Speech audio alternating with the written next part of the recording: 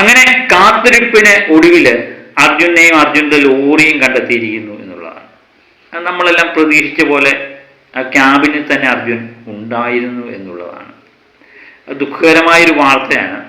ജീവനോടെ അല്ലാത്ത അർജുനെ നമ്മൾ കണ്ടെത്തിയിരിക്കുന്നു എന്നുള്ളതാണ്. ജൂലൈ 6 തോന്നുന്നു ഈ സംഭവം നടക്കുന്നത്. അതിനുശേഷം ഞാൻ തുടർച്ചയായിട്ട് ഒരാളെ പറ്റി വീഡിയോ ചെയ്തിട്ടുണ്ടെന്ന് പറഞ്ഞാൽ അടുത്ത കാലത്ത് ഈ അർജുനെ പറ്റിയാണ്. കാരണം നമ്മുടെ വീട്ടിലെ ഒരു കൂടപ്പിറപ്പിനെ പോലെ അർജുൻ നേരിട്ട് കണ്ടിട്ടില്ല എങ്കിലും അർജുനെ എനിക്ക് തോന്നിയത്. കാരണം അത്രയ്ക്ക് അർജുൻ മലയാളികളുടെ മനസ്സിലങ്ങ് കയറിപ്പറ്റി. ആ അർജുൻ എന്ത് പറ്റി എന്നുള്ള ചോദ്യങ്ങൾ പലപ്പോഴും നമ്മൾ ഉന്നയിക്കാറുണ്ടായിരുന്നു. പലപ്പോഴും ഞാൻ തന്നെ സംശയിച്ചു, ഈ അർജുൻ ഇവിടെ ഉണ്ടോ? കാരണം മാസങ്ങളോളം പല മുങ്ങൽ വിദഗ്ധരും പലരും ശ്രമിച്ചിട്ടും അർജുനെ പറ്റി, വണ്ടിയെപ്പറ്റി യാതൊരു വിവരം കിട്ടിയില്ല. കാര്യം ബാക്കിയുള്ള വണ്ടികളെ പറ്റിയും ആൾക്കാരെയൊക്കെ പറ്റി വിവരം കിട്ടിയെങ്കിലും അർജുനെ പറ്റി യാതൊരു വിവരവും കിട്ടിയില്ല. അപ്പോഴൊക്കെ നമുക്ക് സംശയം തോന്നിയത്. പക്ഷേ അന്ന് തൊട്ടേ മൂന്നാം പറയുന്നുണ്ടായിരുന്നു, വണ്ടിയുടെ അർജുനൻ്റെ മുതലാളി പറയുന്നുണ്ടായിരുന്നു, ആ വണ്ടിയുടെ ഉടമ ആ ലക്ഷ്മണൻ്റെ ചായക്കടയുടെ പുറകിൽ അവിടെയാണ് സംശയം. ഏതായാലും ആ സംശയം സ്ഥിരീകരിക്കുന്ന വിവരമാണ് കിട്ടുന്നത്. അവിടുന്ന് തന്നെയാണ് ലോറിയും അർജുനെയൊക്കെ കിട്ടിയിരിക്കുന്നത് എന്നുള്ള വിവരമാണ് കിട്ടുന്നത്. ഏതായാലും ഇത് ഒത്തിരി കാര്യങ്ങൾ ഇതിനിടയിൽ സംഭവിച്ചു. കാരണം പലപ്പോഴും മുനാഫിനെ തന്നെ സംശയിച്ച സമയമുണ്ടായിരുന്നു. കാരണം അർജുൻ ലോറി അവിടെ ഇല്ലേ എന്നൊക്കെ എല്ലാവരും പലരും സംശയം.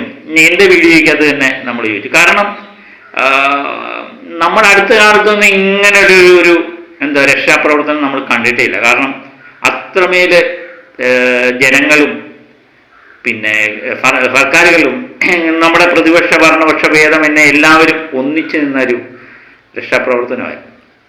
അപ്പം എന്നിട്ട് പോലും അർജുനെ നമ്മൾ ജൂലൈ നടന്ന സംഭവം ഓഗസ്റ്റ് സെപ്റ്റംബർ ഒടുവിലാണ് നമുക്ക് കണ്ടെത്താൻ പറ്റിയത് എന്നുള്ളതാണ്.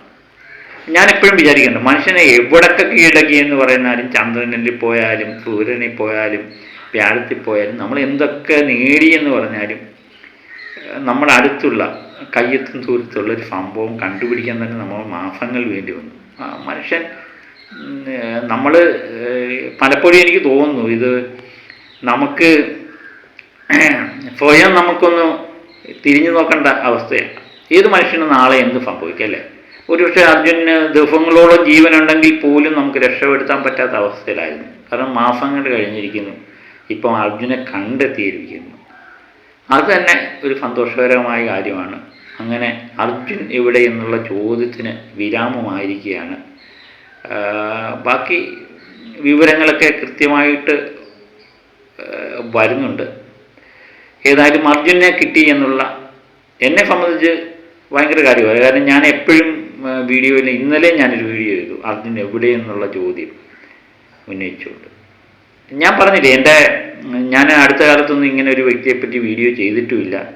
കാരണം നമ്മളുടെ ഏത്